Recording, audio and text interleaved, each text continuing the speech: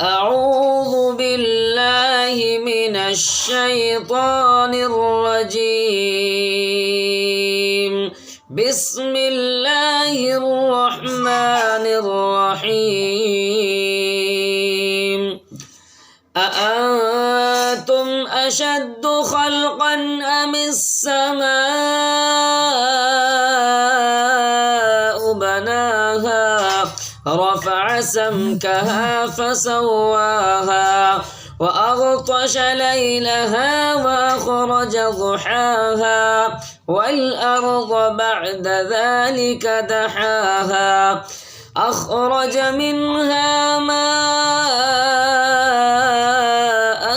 ومرعاها والجبال أرساها متاعا لكم ولأنعامكم. فإذا جاءت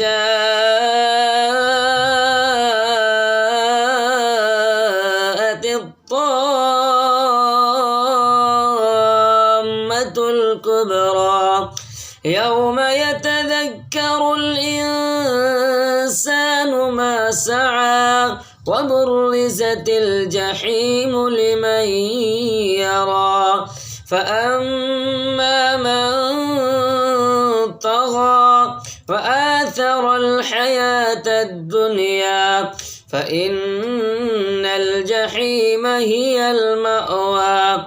وأما من خاف مقام ربه ونهى النفس عن الهوى فإن الجنة هي المأوى.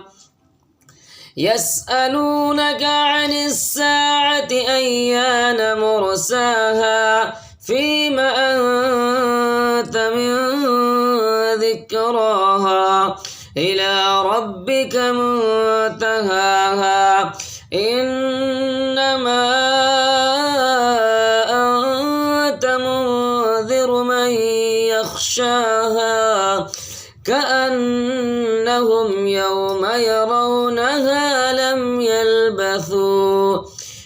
يلبثوا إلا عشية أو ضحاها. صدق الله العظيم. ناظرین